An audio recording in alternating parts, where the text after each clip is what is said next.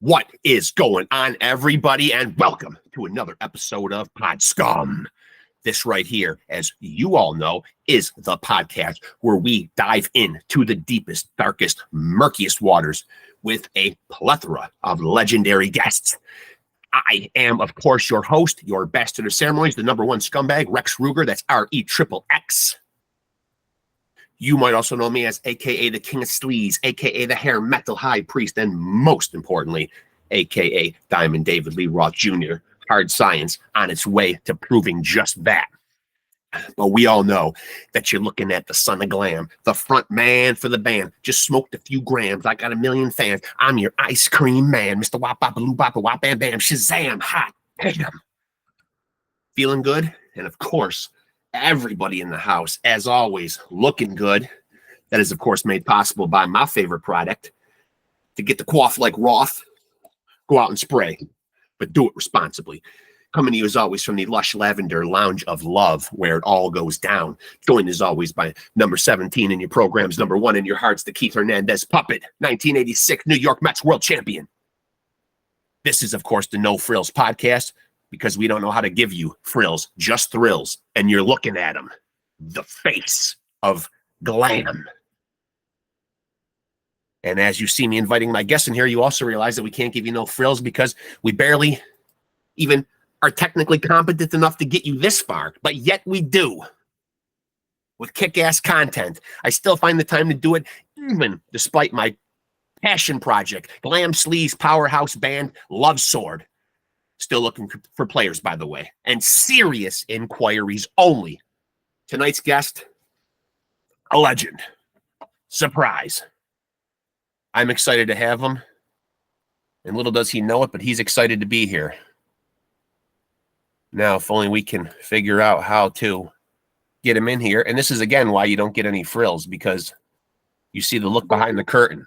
And there we go. He is here. So let's chop it up with him on an episode of Pod Scum. This is going to be a good one. Never mind Love Sword. We got ourselves a rock star. Damn it, let's get him in here.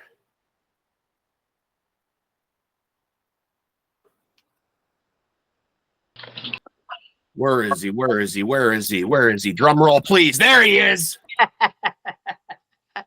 How are you, bud? Now you're already laughing at the hair, but I want to know truthfully, though, Reggie I'm Wu. not laughing at the hair. I'm laughing at the where is he? If you don't see the striking resemblance that is bared here between myself and David Lee Roth. That's right. You're looking the same, bud. Thank you. Thank you. That's all I really wanted to hear. Reggie Wu, guitar player extraordinaire. I'm going to say it, man, for you from Heaven's Edge. First of all, man, I got so much shit I want to ask you about, but one thing I'm curious about is somebody, when I was growing up, I had a bunch of very close friends from Laos, and they had very strict parents. Were your parents real keen about you getting into the arts? Absolutely not. They first generation Chinese. They were tough, you know. Yeah. Very, very tough. But you know what?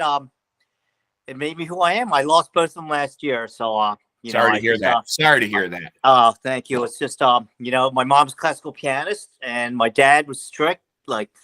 So my whole life it was like music.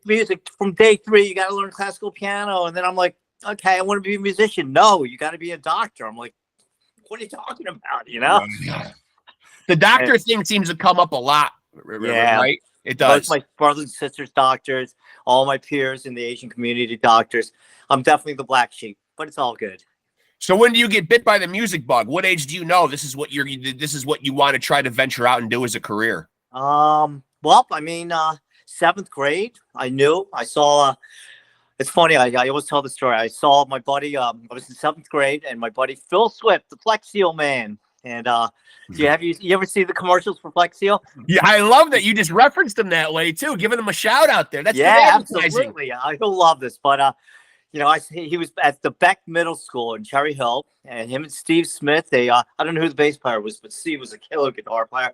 They did Purple Haze. I was in 7th grade, and I was just like, holy cow, that's what I want to do the rest of my life. And, I just been playing in bands ever since 7th grade. So I guess that's when I got the bug. Plus, song remains the same. I remember going to the movie theater, seeing Jimmy Page drop my guitar as low as I could down on my knees. I just wanted to be like him, you know. What is it like when you have to break that kind of news? You know, I mean, from somebody that's never been on the inside of that infrastructure, you know, of a family with that ethnic background. How do you break it to your parents, man? Is it one of those things where you really got to walk on eggshells when you got to tell them that you want to? No, unfortunately, it was a train wreck. I 7th grade, 8th grade, I knew that was it. I stopped going to school, and in the Chinese culture, that's like the biggest, worst thing you could ever do. And you know, just suspensions all through high school. Just not anything bad. I would just cut class so I could stay home and practice guitar. Yeah. And finally got caught the second week of my senior year. They're like, "Where have you been? You haven't been in any classes in the last 3 years." Back then, here in Cherry Hill East, I don't know how I got away with it. You can never get away with it now. They expelled me. They sent me to an school, alternative school, just at least to get my high school degree. And this school was, you know, scary. I did field trips like Scared Straight. You know, I did where they send you to Rahway State Penitentiary. Scared Straight. Oh my God, I had hair down to here, and they were all over me. I bet. Oh man, they were like, "Little China boy, come here and put some earrings on you. You'd be hot tonight." I'd be like, "Holy moly!" That was a strange program, man. Geez, like nowadays, man, it seems like culture and parents would never stand for a bunch of hardened criminals coming in and trying to teach your kids, like, you know, like, that would never fly. It would never fly. I think it ended shortly. Although somebody told me there's like YouTube videos. I think I've checked out a couple of them. I don't know. It can't be still going on, but it scared me enough, you know, just to see solitary confinement at Rahway State Penitentiary. I'm like, well, yeah. I'm never going to end up here. And, you know, they were yelling at us about, you know, robbing people and breaking into houses. I wasn't doing any of that. I was just playing my guitar. You know, I wasn't a bad kid. I wasn't doing drugs or anything, you know. Just I'm sure you're probably on record, you know, as a phenomenal guitar player yourself. You're probably on record. So I hate to ask the dreaded influence question, but who are some guys that just really get you on fire? You just love their guitar playing. Well, I mean, let's go through the path. Richie Blackmore, you know, all through high school, just fucking legend. The kids just don't know. The kids out there just don't know nowadays. No.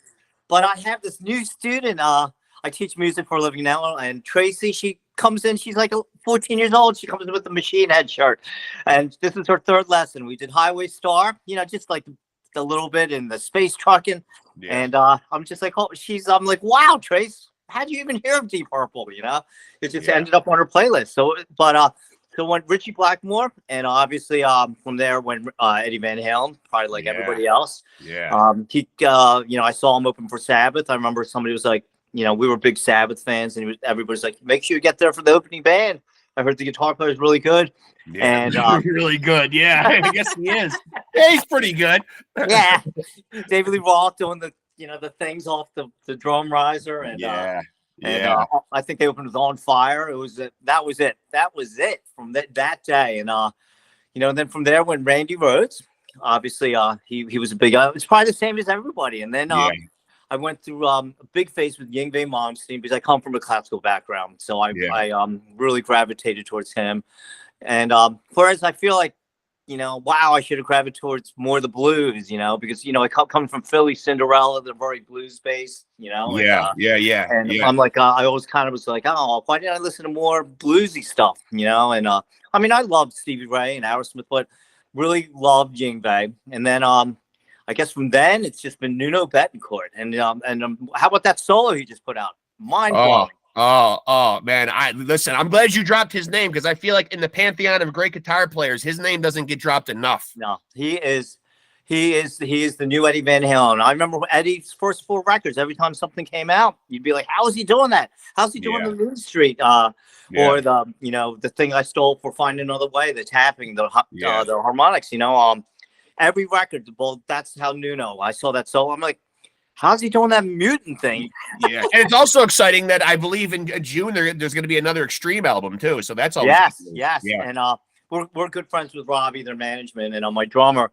You know, he's in the industry. He just said, "Wait till you hear this record. Wait till you." It's like from the beginning to the end. It's going to be the album of the decade. And I think they have like 7 videos shot. I think they have an alternative video for Rise going to be coming out. You know, they're ready to go. They're ready to take over the world, which is awesome. I'm eager to get your opinion, though, man. Like, what do you think it was, in your opinion, that really kept heaven's edge from getting up to that level where other bands, got to. Because listen, that 1990 debut album, man, I consider a fucking masterpiece. I love it, man. Oh, thank you. Love it, man.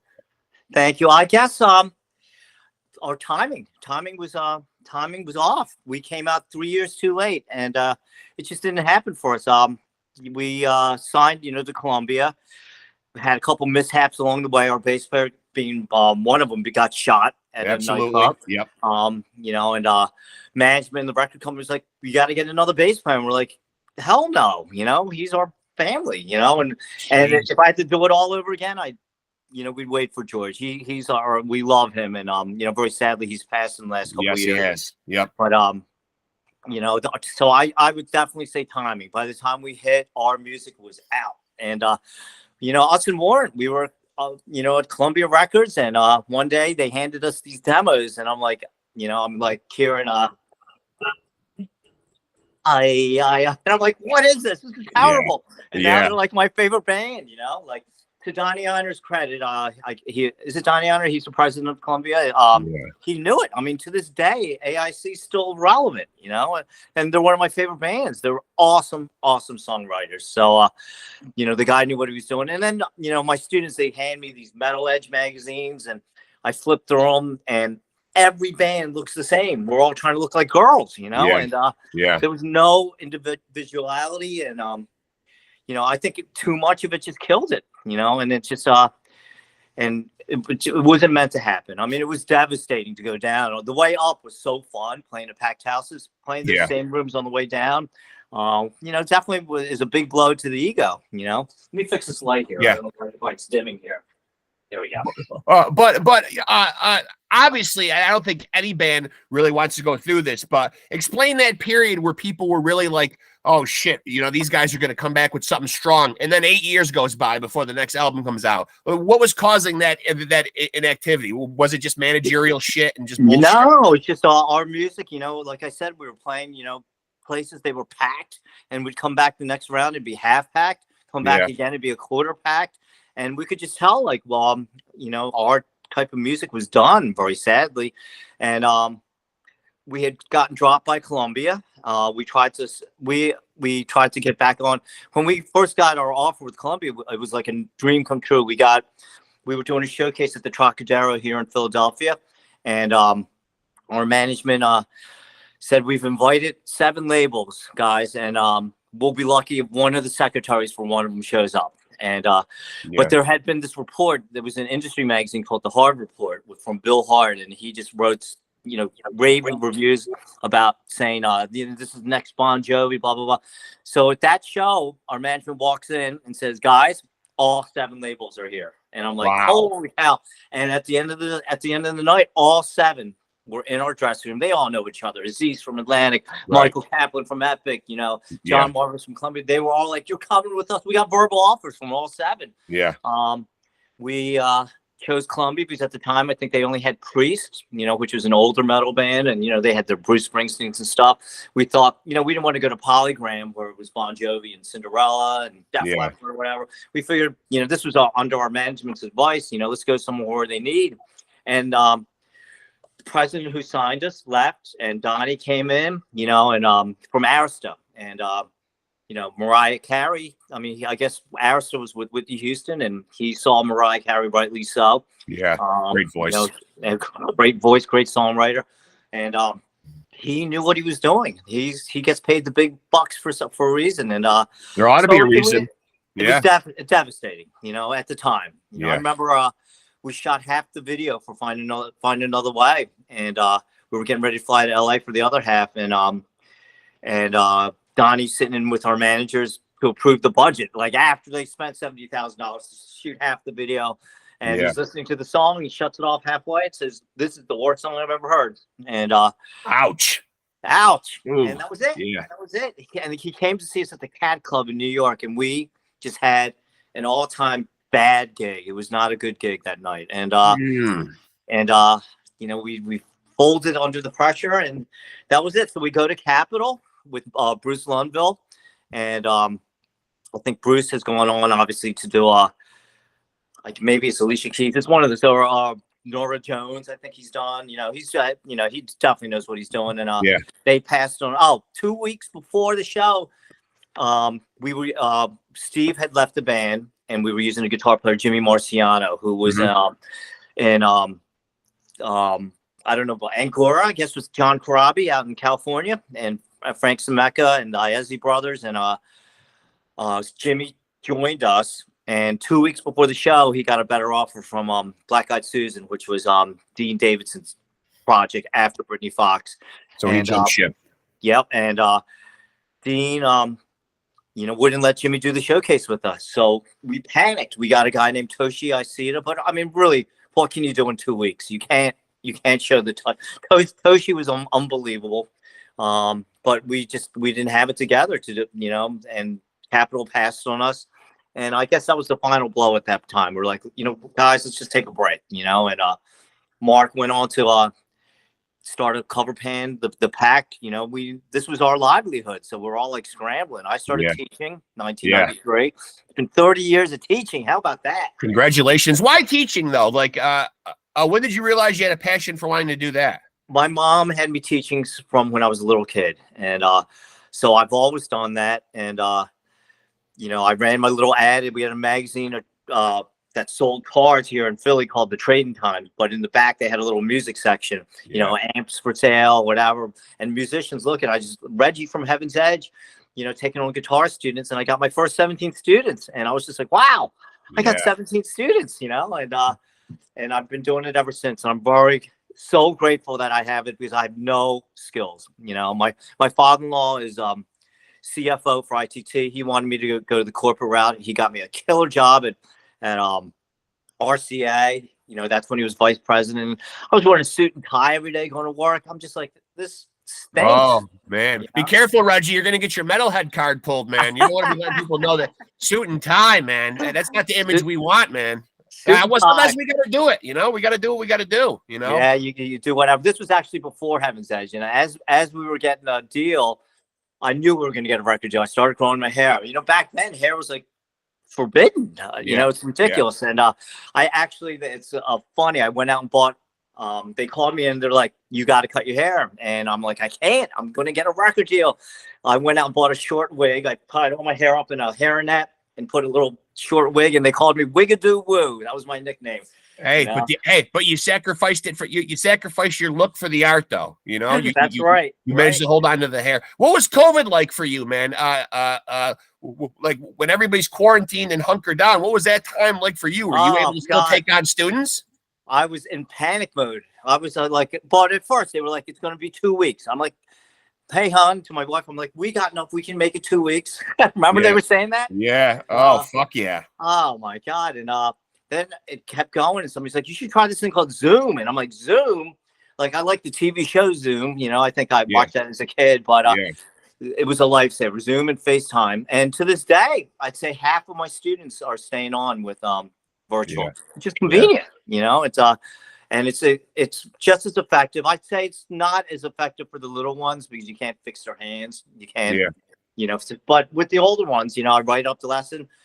I scan it and send it to them. It's just like them being here, so I of course have the great luck of working in healthcare as a nurse. So I was considered essential. So I'm still off to work every day. Yeah. I'm hanging up the hair and I'm off to work. Yep. Oh my God. Well, thank you very much. Oh yeah. God. Yeah. Yeah. For a while, man. You feel like you're entering the war zone every day, Yeah. That was crazy for you. God. Yeah. All of a sudden you're going to work whistling through the parking lot. Next day you're in masks and all this protective gear to go in and help people. And it's just it was nuts for you guys. My brother's infectious disease doctor, and the stories I hear from him. So I'm just so grateful for what you did. It must have been hell for you guys. My God. Yeah. So but speaking of hell for us, is it true that Reggie Wu was too much for Cinderella in his audition? He just went full Yngwie Malmsteen, and that was more of a force than they needed? No, not at all. Okay. So reports. So you're here to clarify on my show that reports are false. But that absolutely. Okay. I just was not the right fit. It's funny. I'm going to do this. So there's this movie coming out in the Maryland area called Hammerjacks. It was a great club we all used to play. Okay. And it made you feel like a national act. It was a big place, even though, and some nationals would come through there, but as a up and coming band, we're like, wow, we're playing Hammerjack. So there's a movie coming out on Hammerjacks, which is awesome. And me and Jeff, both Jeff, rest in peace, both talk about our audition with Cinderella. And he says, he went in, I think Snake from Skid Row, Dave auditioned as well. But Jeff says that when they said you're both going to audition for us today, and Jeff's like, well, there's no way in hell I'm going on after Reggie Wu, so I'm going on before. And Jeff said I put a chair in front of him and sat there and like scoped him out to like intimidate him. Dude, if you knew me, that is like the furthest. I don't intimidate anybody, So that report is also false. You did not try to mean mug Jeff. Not at all. Me and Jeff were good friends, and fair enough. And I went in there, and I was just like, I was in my Yingwei face. I'm like, nobody's full, nobody's, arpeggio. Yeah. It's just, it did not work at all. Yeah. Jeff had the killer look, the killer moves, the killer playing, and he was perfect for the band.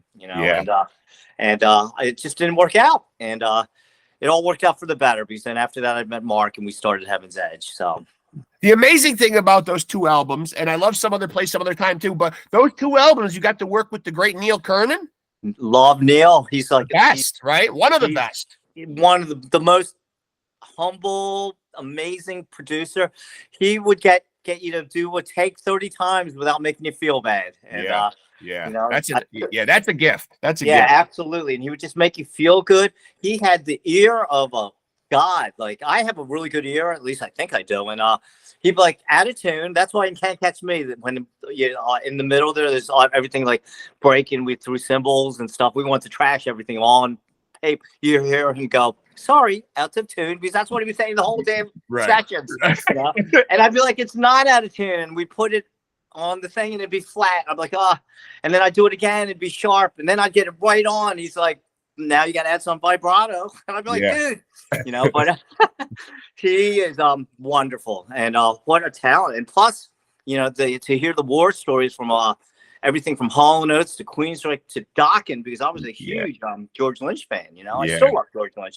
And it's funny because our bass player Jaron's in Lynch Mob now. Oh yeah, George Lynch is still out there doing his thing. Yeah. He's also working on something, I think, with Michael Sweet from Stryper. I think they have a thing that they do together too. So yeah, it's good to see the old rock warriors out there still doing their thing. Yes. It does a 50-year-old guy like me. It does his heart good. You know what I mean? Absolutely. I like to see the old rockers. I just went actually last night and took my granddaughter, almost 5 years old, to her first concert, and we went to see Great White. No way. That's awesome. And we didn't. She was getting tired. Skid Row was actually headlining. I didn't get to stick around and see Skid Row's new lead singer, who I hear is absolutely phenomenal. But to open the show, though, Kip Winger played just by himself, and it was just him doing stripped down acoustic versions of Winger songs. And he just had a guy sitting on one of those cajones and playing bongos, and it was amazing. It was amazing. Wow. Yeah. That's awesome. Now, the Great White, was it the Jack Russell Great White, or was no? It wasn't. I was actually put graciously, and I'd like to thank him here, put on by Audie, the drummer, because I've had him on here before. So he said when we come into town, Yeah, Great White always with Mark's on guitar, right? Mark's on guitar. Yep. Yeah. And I love when they throw down, man, because they do have that nice bluesy bend to them that you talked about before. You know what I mean? Absolutely. Yeah. Mark's a killer guitar player, and I talked to him via Twitter, and it's just great to see his success. Who's singing for them now, though? They got this new kid who I gotta say, long blonde hair.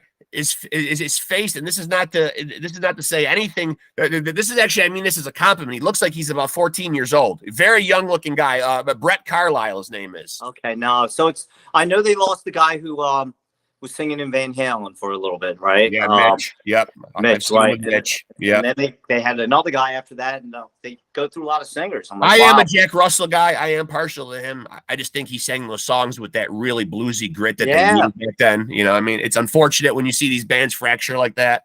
It is. Yeah, it's sad. I mean, just get back with Jack Russell. I mean, my God. you know. But I mean, people say that about Skid Row, who played last night, though, too. Just get back with Sebastian. Then you find out there's all these inner workings of things that actually have really these deep fractures that just won't heal. You know what I mean? Right. Well, the kid, Eric, they have, we played with them a couple times when he was in Heat. Wow. Yeah. He's a little fire plug, man. He's got a killer voice, and he's got energy out the wazoo.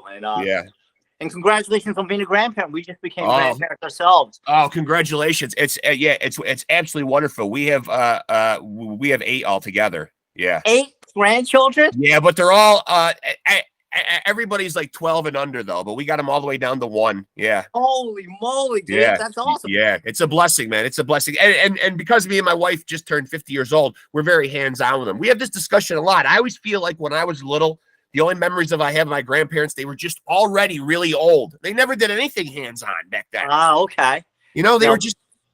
I just remember being little and just feeling like you know, they're already like 75 years old. You know. Yeah, exactly. I never met my grandparents, or maybe met my granddad. They're all in Taiwan, but we are hands-on. Me and my wife just love this baby, and we can't get enough of them. And we're so happy. My daughter moved back to New York. So she's, 10, 15 minutes away, and we get to see, and my wife watches the baby every day, and we are in heaven every day just playing with this baby. I'm kind of amazed. I'm kind of amazed by, getting back to when you guys wrote songs back. Well, first of all, backpedaling a little bit when we talked about bad timing before. I get what you're kind of insinuating is what a lot of other bands kind of went through too. Grunge really did kind of rain on the parade there, though, like a little bit, right? It really did change the game. It did change the game, but a lot of it was, all the bands were doing the same thing, and everything, it was to our fault as well. We were trying to be Bon Jovi. We were trying to be whatever, Poison or whatever, we were trying to emulate our heroes, and I guess everybody does that, but I think it got a little carried away with the hair metal, Yeah, it probably got a little derivative where like it started to become the 80s really about like style over substance. Oh, absolutely. Try to look as feminine as possible, or whacked out as possible. And, and as big as hair as you possibly could, As a musician yourself, I'm eager to find out what your opinion is, and I've asked other musicians about this on here. When you achieve that legendary status of, say, a Motley Crue or a Kiss, and you see these guys taking quite a beating on YouTube for using these, backing tracks, tricks, whatever. Does a band ever get to the point where you just say, you know what, they did what they did when they did it, and I can give them a pass at this stage of their career? Or does it always have to be live, warts and all? No, I mean, whatever works for every band's different. I feel bad for the Ashley Simpsons and the Milli Vanillis of the world, because they basically, the careers ended when they got caught, but it works for Motley Crue, and it works for them. I mean, it's kind of a bummer. Like, if anything, I thought maybe but I heard like everything's on tape. I don't get it. Well, it's getting kind of ugly right now because Mick Mars is bringing a lawsuit against them, and it does seem like there's going to be some, muck getting dragged. Yeah, which really stinks because that was a band the first record with the Belts. It was not like the first record. It was like the EP. Oh my God, Livewire. Yeah, that record that was killer. Yeah. I was just like, these guys are great. Their image, I still think they're awesome. I think Tommy Lee's. I do too. I mean, they're coming here to upstate New York, to our Carrier Dome here in upstate New York in August with Def Leppard, and I'm going to see them. I'm still absolutely, yeah, absolutely. If the tapes work and the people are willing to do it, for us, just personally, we just said we'd rather just suck out live. Yeah. at least we know it's us. Well, I understand, and it would be nice with full disclosure and transparency if they at least made that disclaimer on the ticket. Like, look, you're coming to see a Kiss performance at this stage of your career, and they're going to use whatever they can to give you your money's worth for that great performance. Yeah, you're right. That they should do that. And if they have to use some tricks, you're coming to see a show. You know what I mean? Right. And if you want it to sound good, because it's not going to sound like the record. We'll never sound. I listen back to live tapes of us. I'm like, ooh, that's we're a little off there. Well. So the teaching thing is going good, and then what happens in 2013? You guys decide to, in a sense, reunite and start doing some shows and start doing some Heaven's Edge stuff again. What was the impetus for that? We gotten together for a couple benefits. The main one was our drummer Tim, who set our drum tech. Tim O'Connell, who was very sick, and he there was a benefit for him, so we got together for that. We had always, me and Mark are like brothers. We always, stayed in touch. We hung out every now and then, not all the time, but we always kept writing. Especially with technology now, I can, send it to him in Dropbox, and he can add something and send it back to me. We don't have to get together. But this guy Kieran from Firefest in London, he was calling us, I guess, since 2008, 9, 10, and just say, you guys got to come to London and play this Firefest. And I'm like, why would we go to London? Like, what's out there that, and finally in 2013, we went out there and we were like, holy moly. They knew every word to every song. You got a huge following. Yeah. Oh my God. I'm just like, this is insane. And we did the meet and greet, and the line was out the door. It was amazing. We're like, and they're like, so what are you guys doing? And Mark's like, well, on Monday we got to go back to work. And they're like, you work? And they're like, yes, we work. We take out the trash just like everybody else, And but after that, we just said, hey, let's do a couple of these shows a year, maybe 2 shows a year. And Larry Moran, over at the Monsters of Rock cruise, we played that, and and then Eric Baker over at the M3 in Maryland, we did that as well, and just a couple shows every now and then. Melodic Rock Festival with Andrew McNeese out in Chicago, and just got 2 shows a year just for fun. And well, I guess I would be remiss if I didn't interject and ask, because I don't want to hear about it in the comments section. And you did mention that you and Mark continue to write. Is there, or will there be any chance of any Heaven's Edge new music ever in the future? Absolutely. Well, okay. our record that we speaking of COVID, out of nowhere, I get a email from a guy named Mario, and he's from Frontiers Records. He's like, I've been trying to track you down, and I'm like the easiest guy to find, Yeah, that's always good news when they can track you down, as long as they're not a bail bondsman or or coming and telling you that they're having your baby or something. That would be bad. So he says, are you interested in doing a Heaven's Edge record? And we talked to the guys, and we said, sure, let's do it. What do we have to lose? Sure. And so we got the very sadly George had passed by then, and but we at that point I was like, we're done. I don't ever want to play again. One of the things I'm most proud about is it was the 5 of us. I agree. We go to Firefest, and I look at the lineup, and it's like one guy. It's Stephen Piercy or whatever. And that's fine for them, but I'm proud that it was the 5 original members of Heaven's Edge. Yeah, and, I agree. And we're a family. We're like brothers, and so when George passed, I was like, we're done. And we didn't know what to do at that point. We really weren't thinking about it. And Mark had brought up Jaron. And Jaron was a big Heaven's Edge fan. He's young. He's like 30-something. And came in and knocked our socks off. And just knew every song, knew every move. And it's the nicest kid. And I can say kid because I'm an old man. I'm 60 now. You've earned it. Yeah. And he's just came in and gave us new life. And so we continued on with Jaron. And we when this opportunity came up for this record, we started putting together some songs. Like I said, me and Mark had been writing, and the record comes out May 12th. So we're very excited. Awesome. And what should fans expect from it? Like will it be vintage Heaven's Edge? What we know from those other 2 albums? Will it sound more like the 1990 or the 1998? Yeah, it's definitely gonna be Heaven's Edge. I mean, anything that Mark puts his voice on is gonna be Heaven's Edge. Yeah. Big choruses. Yeah. Mark is just the king. I even just thanked him the other day. I'm like, thank you for being in a band with me, because you write these choruses that are just like monstrous, and so I'm forever grateful for that. It'll definitely be Heaven's Edge. Although the the scenery has changed now.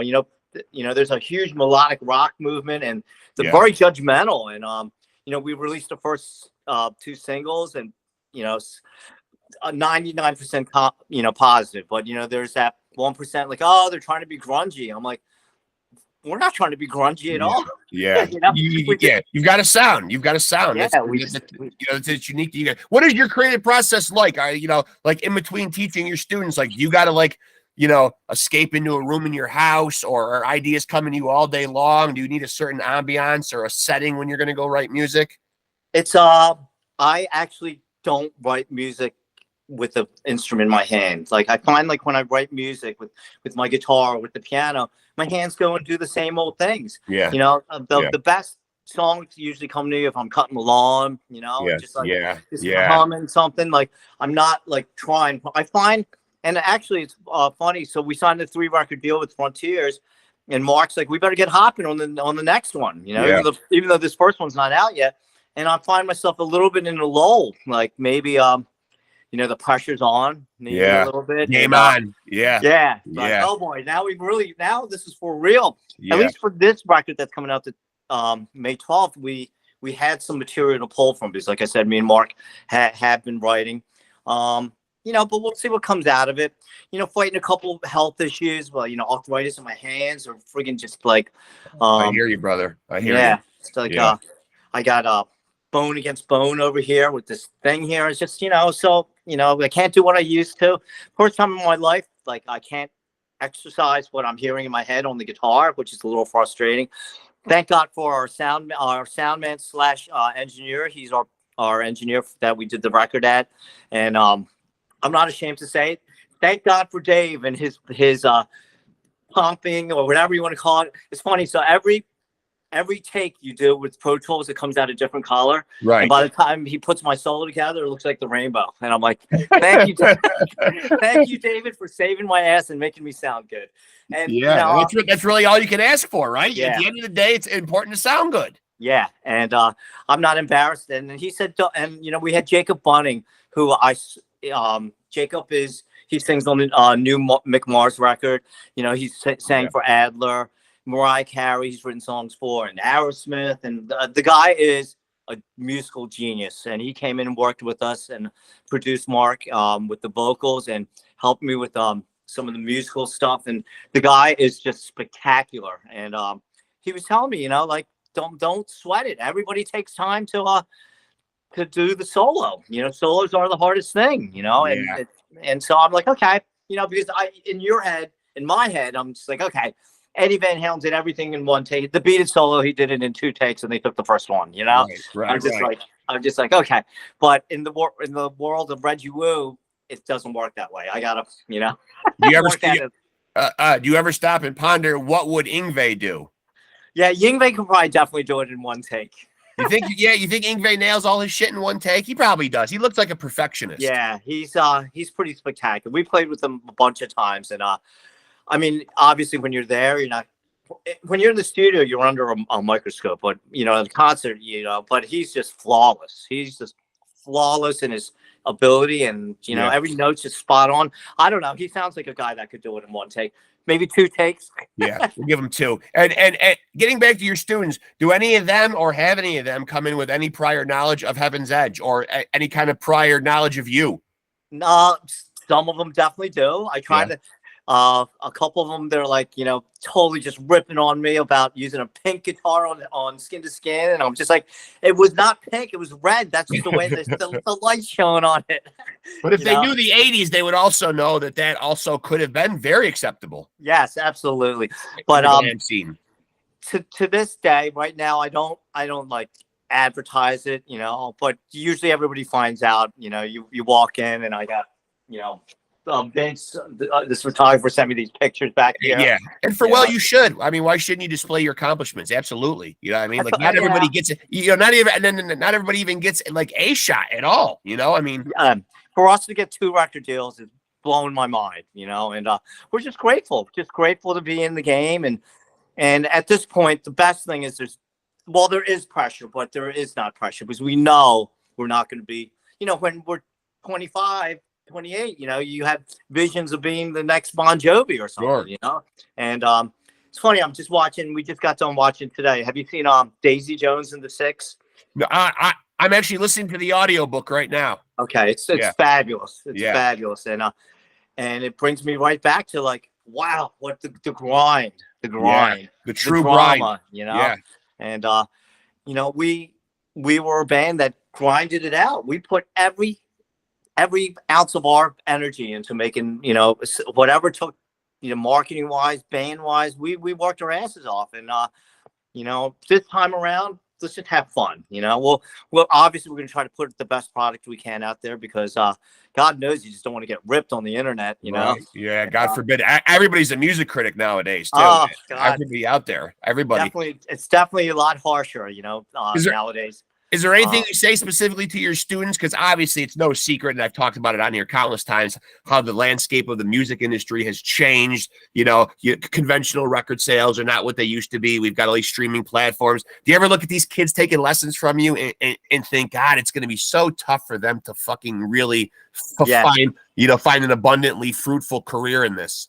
It's I was just going through this today. I mean, I have a couple killer students, like, you know, or ex-students, you know, that I'm just like, holy cow, you're like 1,000 times better than me at guitar. And I would love nothing but to see you guys get a record deal. And I've tried to help them. You know, my drummer Dave, you know, he actually, you know, 20 years at Roadrunner.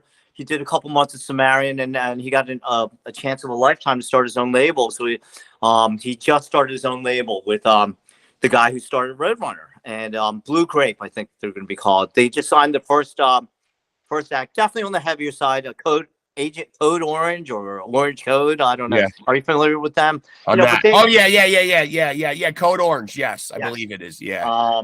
You know, and you know, so Dave's in the industry, and I've sent him, you know, demos of my students, and he's like, this stuff's great, but you know, it's just not for me, you know. And and I'm just like, my students come in and they're just like, oh my God, we had a great show last night. There were 45 people there, and I'm like, wow, that's considered a great show nowadays. Is, you know, 45 people. Yeah. You know? It is. It really is, though, because you know, I've gone to some clubs and seen some bands that I would perceive as legends, you know, in their respective genres, and the people just don't turn out. It's sad, you know. It's sad, and I'm one of those people that don't turn out. I'm always getting invited to shows, and I'm like, we have a 5-mile radius, and can you start the show at 7:30? Yeah, you're right. Exactly. Yes, I have to be in bed. I have to be in bed watching Dancing with the Stars. No, I stay up. I need my sleep. I stay up all hours of the night, but I want to be here in my house. And which brings me back to you. Thank you so much for working with my insane schedule. Like I literally do like listen, man, I do 12-hour days. You know, I have a day job, man. So this is like a side hustle that is surprisingly going very well, though. You know, that's awesome. I'm so happy for you. I'm like, this guy Mark probably thinks I'm the biggest pain in the ass. No. I know people got lives, and you know, I keep in contact with you on Facebook. I can see pictures of kids and grandkids and stuff. Yeah, you know, and, I'm knee deep in it too. It's you know, the grind. I got a kid in college out at UC Berkeley out in California. We got the grind. We got to keep it rolling. You know. The struggle is real on the parent level and the grandparent level in some respects, especially when you're very hands on. So, I just want to get your remembrances on on your bandmate George, who passed away. What were those last couple of years like? He passed away from lung cancer, is what was reported. Yes. What were those last couple of years or like months like? How much were you seeing him? How much interaction? What were you guys doing to lift him up? You know, towards the last year, as he was declining, we were with him all the time, and we. You know, like I said, in 2013, we started getting back together. So we are a family again. Right. And I have my teaching. I have my family, you know, other things. George had Heaven's Edge. And that's what he had. And it was his thing, yeah. That's all what he wanted. He wanted to rock and roll for his entire life. So we were his family. He was married to a wonderful woman, Dawn. Mm-hmm. But he was a rock star. He was our Tommy Lee. You know, this is what he did, you know. Right. And as he started to decline, he was very close with my wife, Lisa. And we actually, there's a song on the record. George was shot, right? Yes, So yes. He got hit by a car. He was on the phone one time, and lightning hit he lost his hearing for a couple of weeks. And the guy said, so we have a song on the record called 9 Lives, and it's all about George. And he's just just quick to like make a joke and bust on you, like, but with the heart of gold in there. And it was very, very, very sad to see him decline like that. I think he had brain surgery before the just thing, a guy that's been just a guy that really had life just sticking it in constantly. It sucks. And he just but he got on stage and he just turned into freaking Superman up there. Even in those old press photos of you guys on Images, you could certainly tell that he's the guy that's really in rock star mode. It was like MTV. They want 2 of you, and usually it's Page and Plant, Richards and Jagger, and Heaven's Edge, it's George and Mark. Yeah. What about me? When he gets. But correct me if I'm wrong, though. The night that going back several years before that, the night he gets shot in the abdomen, though, isn't he trying to thwart some kind of a problem or some kind of an altercation? No. So this guy had gotten thrown out. I'll send you. Somebody showed me this clip. It's him talking about it, and so some guy got kicked out earlier in the night, and this is back in 1990. And he's just like, I'm coming back and killing everybody, and they're like, go home, just go home. This guy came back with a sawed-off shotgun. So me and my wife, we got done playing. Me and my wife literally left 2 minutes before George. It could have been us. And George always says, I would take those bullets so they wouldn't hit Lisa, which is just like, that's George. And so apparently when it's sawed off, it sprays you. Like, instead of like, I guess the shotgun would just put a big hole in you. And so he got sprayed with 150 pellets. His groin was gushing. And the clip I'm going to send you, he's just like, he stumbles back into the club, and he's like, guys, I think I've been shot. And Mark like grabs him. There's blood everywhere. And George is just like, my deck, I need to see my deck. And Mark was like, you don't need to see it. You don't need to see it. And Mark says like some paramedic came by and like unzipped him. And Mark in this video that I was watching, Mark's like, this piece of ground meat came out, and I'm just like, God. That's brutal. And then but I think that's very poignant, because in light of especially what happened to Dimebag Darrell, essentially when you guys get up on that stage, though, you can be easy targets for these lunatics that walk among us. Absolutely. But you never think it's going to happen. Like, sure, it's never crossed my mind like, oh, I'm going to get shot on stage tonight. Like people are here to see us. They want to have fun. Like, that's right. But you're right. There's like lunatics out there. Yeah, and you guys are just very susceptible, which is an absolutely awful note to start wrapping up this interview with. Okay, before I let you go, though, as a guy with musical opinions, I must ask you to put you in the hot seat right now and ask you your desert island pick. You're going to a desert island, and you can only take one album with you. Holy cow! Oh my! I know this is always the toughest part of the interview. Yeah. You thought we were just going to say sayonara and be out of here, but no. Maybe I mean, it changes by the day. You could ask me tomorrow and have a different answer. I know. I am just all about, for the last 10 years, Alter Bridge, just mind blowing. Like Tremonti and Kennedy, like amazing. What a prolific writing duo. I bring Pawns and Kings with me. Why not? But okay, so I want to say these 3 letters to you, and I partly am saying them to you because of your Asian heritage, and partly just saying them to you as a rock fan. But I want to see if they resonate with you, and I've wanted to try this for a while. EZO. Loudness. Loved all of them. They were just like, it was so funny. Like, so growing up, I had hair down here. I grew up in Cherry Hill. A very affluent neighborhood. I grew up in Woodcrest, which was 99% Jewish, and they always said I'm their honorary Jew, because and we always joke about that's why I got good at music, because every summer everybody went to camp and I had no friends. I just played my guitar all day, And so I finally me and my she was my girlfriend then, Lisa. We go to see Loudness at L'Amour's up in New York. Remember L'Amour's? Yeah. Legendary club.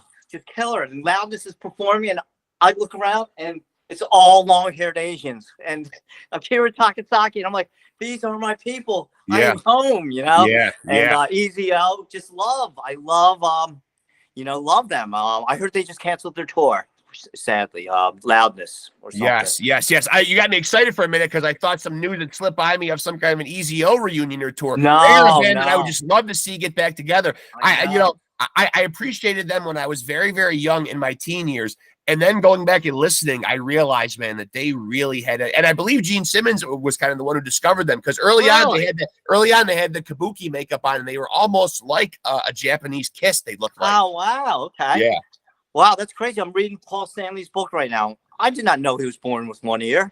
Yes, I've read his book as well. Yeah, I've listened to the audiobook, which he narrates, which I always love when the author narrates and tells their own story. He seems like a really good guy and nothing like what I thought he would be. Very underconfident. I'm like, Paul Stanley's underconfident? Yeah. So it must be Gene Simmons is the one who's overconfident that makes them go on a 5-year farewell tour. Yeah. That's one of the things I will say is that kind of it's just like all these bands announcing this is it, we're done. And then they keep touring. I'm like, it's not making you look good, you know? Well, I felt good at the show last night because Kip Winger, as I said, opened doing an acoustic set, and he said that a new Winger album is coming in the next month and a half. And then I see Great White with a brand new young lead singer to kind of, propel them forward. And then Skid Row's got a great new young lead singer propelling them forward. So it does make you feel like rock is in good hands, Yes, absolutely. It's so good. The two Winger singles I heard, spectacular. Brett Beach is one of the greatest guitar players out there. He's unbelievable. Yeah. And he did make the announcement last night that this is the first Winger album, and I forgot he named the amount of years. We're all original Winger members. That's awesome. Yeah, that's of them. Very cool. Yeah. Did you have real fast that there was a time when Heaven's Edge was breaking up and they were looking for somebody to replace Paul on keys and guitar, and I had thrown in my through Ibanez, who I was endorsing at the time. I threw my hat in the ring. Didn't get the gig, but I think they went 3-piece at that point. But you don't know. But you don't know unless you try at that point. No, at that point I was just like, what the hell?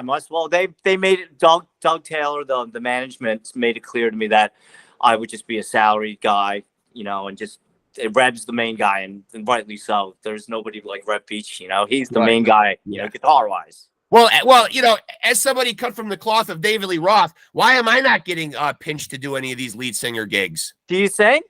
No, but that doesn't matter. I look good. I look good up there doing it. And as we all know, if we've learned anything from the 80s, as I mentioned earlier, it's style over substance. That's right. It was all about how you looked. Is that terrible? I mean, we would actually judge bands on how they looked. It's terrible. I know. Well, you did make a pretty good looking, almost chick, though. You guys got the hair teased up. And, I will, of course, remind you of this product right here. The Aquanet. Yeah. Went through many cans of Aquanet, All the kids out there can thank the children of the 80s for the hole in the ozone layer, I believe. Oh, my. I remember, somebody posted a video on Facebook recently, and I'm taking my little baby daughter at the time. She's like, 1. Yeah. To go swimming, and my hair is like, to the moon. I'm like, I tease my hair to go swimming. Yeah. Again, it's all about someone might snap that last picture of you and it's got to be a good one. Yeah, with my hair. Oh God. And then you wake up the next morning, like coming from a club, your hair would smell like cigarettes. Yeah. And because of the Aquanet, it'd be all like pointing this way. That's some serious bedhead. Yeah. Like it'd be like cardboard the next day. Well, listen, man, this has been a lot. This has been a lot of fun doing this with you, and I knew that it would be, and I thank you for making the time because I know you are really, really busy with a lot of shit going on. Man. Like Mark's gonna hate me. It's like 8:00 on a Sunday night. Yeah, no. That's fine. I try to be as flexible as I can and work around people. And obviously, when I put your episode up, I'll send you the link, and feel free to share it. Wherever, absolutely, we'll share it. Yeah. I'm honored. Thank you so much for thinking of me. Yeah. Thank you, the great Reggie Wu. We will be seeing new Heaven's Edge. That's the good news he was here to deliver tonight. Yes, absolutely. We have 2 videos out from the upcoming album. And check them out, And obviously, there's a website people can go get all their Heavens. All the news is out there. Yep, the Heaven's Edge, and a lot of it's with Instagram and Facebook. Trying to learn all this stuff right now. I was like, you gotta do TikTok. I'm like, TikTok isn't that for dancing? Like I don't know what it's for. Trying to learn it all.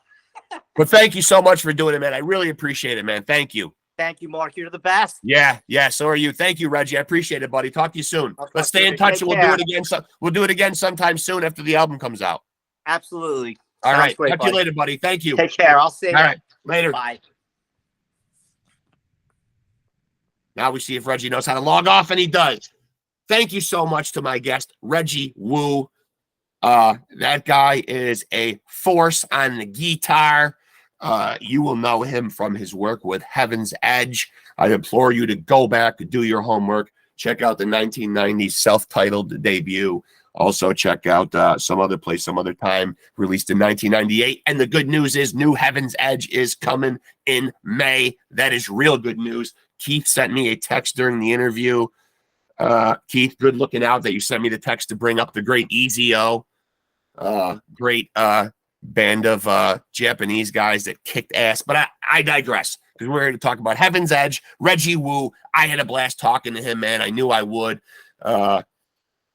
Teaches the kids now, passing on the talent to the next generation, teaching guitar, doing the parent thing, doing the grandparent thing, and still, much like myself, hardworking man in show business, but still going to bring you a new Heaven's Edge album. Same way I bring you this podcast, despite my inner workings in the glam sleaze metal world.